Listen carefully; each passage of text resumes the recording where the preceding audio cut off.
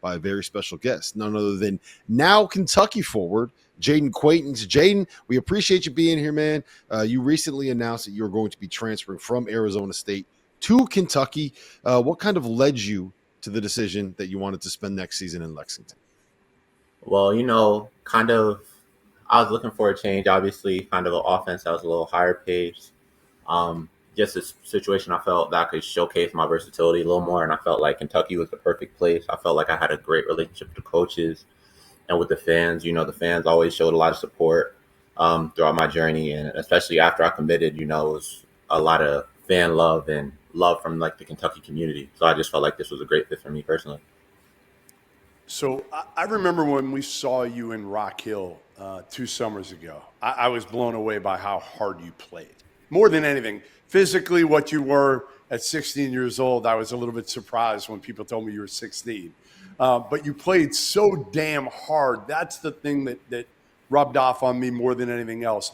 What did you learn in year one, Jayden, that you can take into the rest of your college career here? What are Kentucky fans going to get from you? Well, they're going to get a winner. I go out to win every game I play. That's really the end goal. I try and win every game I play. I compete at the highest level, and that's always been me, just playing to win, make winning plays. So that's what you can expect from me. In year one, I learned a lot about the preparation that goes into college games. The scheduling's a little different. Level of competition is a little different. So, you got to prepare a little better. And I felt like I kind of got that down earlier, and I had the opportunity early. So I felt like I got that advantage over a lot of other people this year. Jayden, I think one of my favorite things about watching Mark Pope's teams this year and also last year at BYU was the way that he put bigs into playmaking positions. I mean, we called Amari Williams the 6'11" point guard all season long. You see Brandon Garrison throwing these backdoor passes. Those guys are allowed to knock down some threes. How will your game fit into that style of offense and maybe what you haven't been able to showcase yet at the college level? For sure. This offense is a lot more open and has a lot better spacing than I've kind of been used to. So it's going to be a lot more backdoor opportunities, get in the paint, make the next pass, just make a lot more winning plays, be able to get your team involved a little bit more, get into an easier flow. And I feel like I'm going to be able to, again, show off my versatility, passing, playing with space. I feel like I'm going to be able to flourish in that role. All right, so tell me what the process was like, because a lot of people wonder right now. The portal's out of control, in a good way and a bad way. Like, obviously, while the Final Four is going on, I'm like, hey, can't we hold this off a little bit longer? What was it like for you when you put your name in the portal? Kind of give people maybe a closer look, an inside look into what this is like for you guys. Well, I hopped in the portal a little later than some others, but again, my dad has been he's been a big help for me kind of navigating the portal and navigating college coaches and this college thing I'm trying to do. So he's done a lot of talking to coaches for me, vetting out a lot of my options. So he helped me with that. I wasn't really talking to as many coaches as some other people might have been.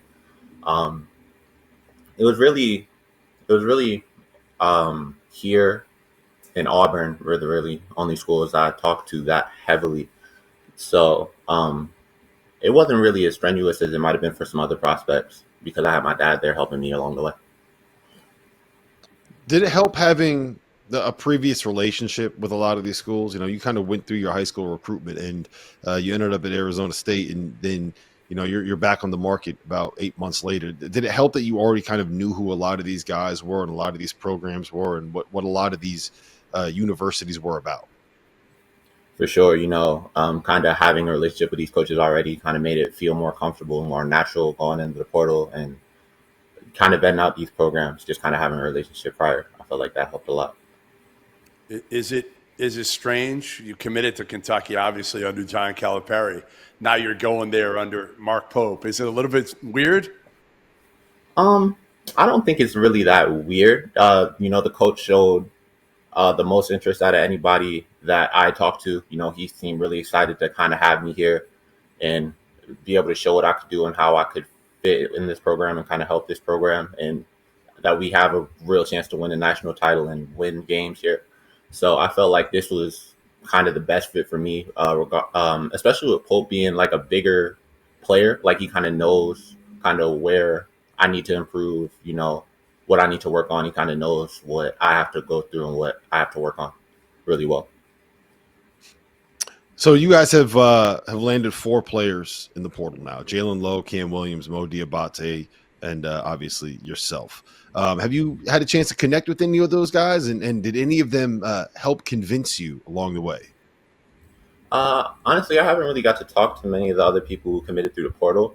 I have talked to some of the freshmen that are coming in, because I did reclass up, so I was in their class. I'm really familiar with Jasper, Malachi. I had relationships with them prior to committing. Jasper was a huge part of kind of lead me this way, talking to coaches, talking to me about kind of what was going on in the situation.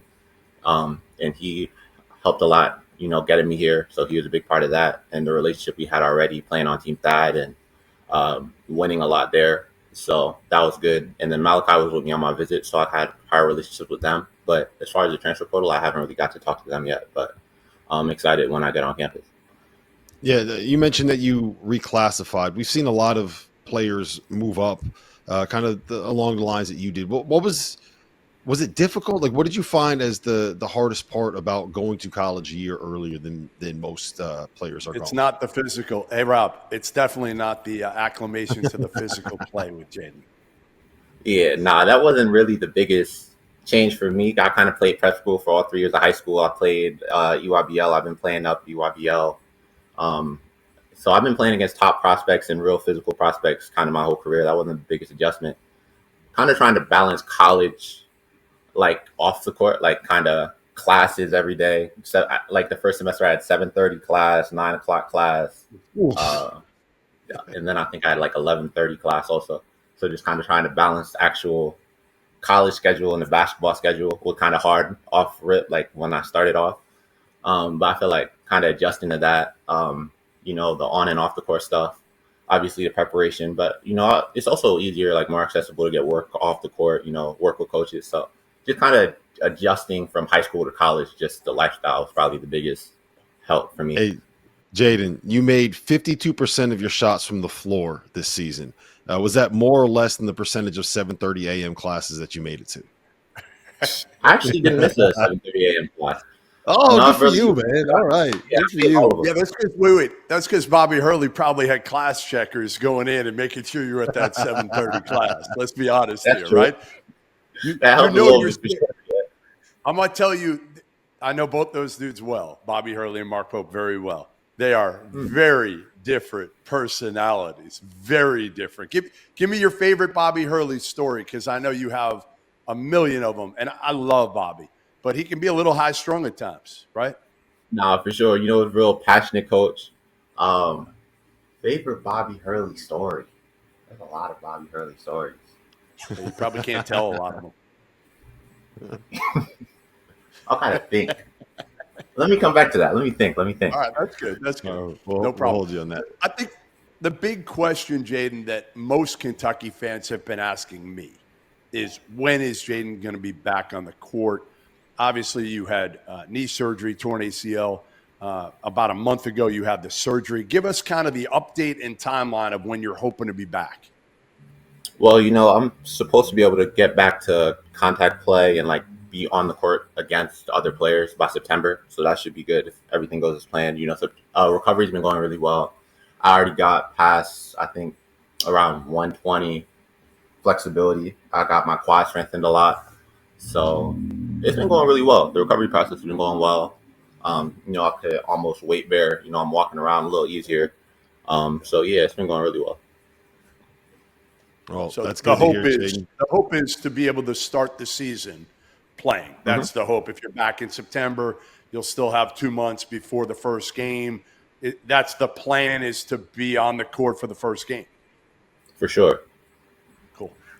That'd be All right, good. Well, look, go make sure you don't skip any rehab. Make sure you get all that work done, because we want to see you out there playing in a Mark Pope system, dropping dimes, blocking shots, and showing everyone how good you can be as a basketball player. Jayden, we appreciate you jumping on, man. Best of luck this season. Get healthy, all right? All right, for sure. I appreciate you guys. Thanks, Jayden. You, man. Appreciate it, man.